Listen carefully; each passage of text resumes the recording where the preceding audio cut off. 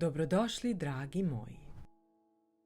Danas vam donosim jedan fantastičan recept kod kojeg se baš sve sprema u jednom tiganju. Nema posebno kuvanja testenine, nema gomile sudova i nema mnogo muke. Pravim testeninu sa tikvicom i paradajzom, od svega nekoliko jednostavnih sastojaka, a kada se na kraju doda sir i kačkavalj, sve se tako lepo poveže u jedno pravo malo savršenstvo od ukusa. U jednu malo dublju šerpu ili tiganj sipajte 2 kašike ulja. Možete koristiti ulje po vašem izboru. A količinu slobodno prilagodite, ako volite možete dodati malo više ulja. Za ovaj recept bit će vam potrebna 3 srednja paradajza. A možete staviti jedan veći i jedan srednji, kako god imate i kako vam odgovara. Količina ne mora da bude u gram tačna. Također je potrebna jedna srednja tikvica. Paradajz prerežite na pola i uklonite onaj tvrdi deo kod petiljke. Tikvicu možete oljuštiti, ali i ne morate. Potpuno je po vašem izboru.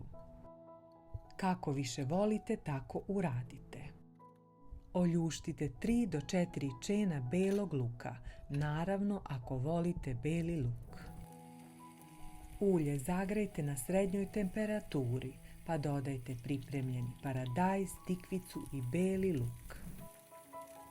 Poklopite i ostavite da se sve lagano dinsta, uz povremeno mešanje i proveravanje. Posle nekog vremena tikvicu malo okrenuti, da lepo omekša i sa druge strane. Nakon nekog vremena vidjet ćete da je paradajz potpuno omekšao.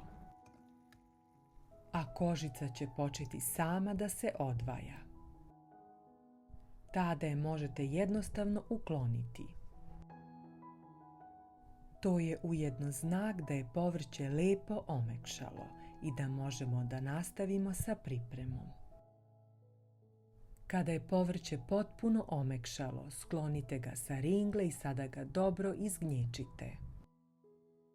Za to možete koristiti ručnu gnječilicu za krompir. Ako nemate, poslužit će i obična viljuška. Gnječite povrće dobro, polako, sve dok ne dobijete teksturu koja vam odgovara. Ako želite potpuno finu i glatku smesu, gnječite duže. Ako volite da se osete sitni komadići povrća, nemojte ga izgnječiti baš do kraja. Na ovaj način sami određujete koliko će smesa biti fino izgnječena, u zavisnosti od toga kakvu teksturu želite da dobijete. Kada ste povrće lepo izgnječili, dodajte 2 kašike paradajz pirea iz tube. Zatim sve ponovo dobro izmešajte kako bi se paradajz ravnomerno rasporedio i lepo sjedinio sa povrćem. Mešajte dok ne dobijete ujednačenu smesu. I jedna vrlo bitna napomena, ringlu nemojte gasiti, već je samo smanjite na najmanju temperaturu. Kada dodamo sve sastojke, vraćamo šerpu ponovo na ringlu. Sada, kada ste sve dobro promešali, dodajte 350 g makarona, odnosno testenine po vašem izboru.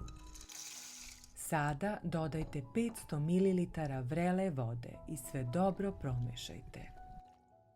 Nemojte odmah dodavati 600 ml, počnite sa 500, a tokom kuvanja, ukoliko vidite da je potrebno, lako možete dodati još malo vode.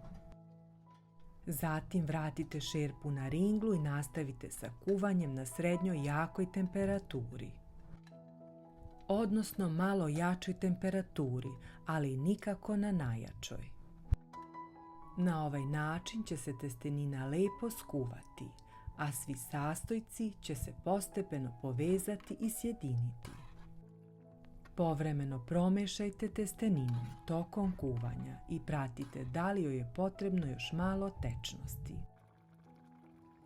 Ako vidite da je voda upijena, a testenina još nije dovoljno omekšala, slobodno dodajte još malo vrele vode, postepeno pomalo. Nemojte se brinuti ako vam se u početku učini da ima više vode. Testenina će tokom kuvanja postepeno upijati. Kada je testenina skuvana i kada je većinu tečnosti upila, nemojte je ostaviti da se potpuno osuši. Tek toliko da se napravi lep sočan sos. Sada dodati začine po ukusu, so, origano, biber i malo ljute paprike. A možete prilagoditi količinu svakog začina prema tome koliko volite da bude začinjeno. Dok je sve još vrelo, dodajte 100 grama sira po izboru.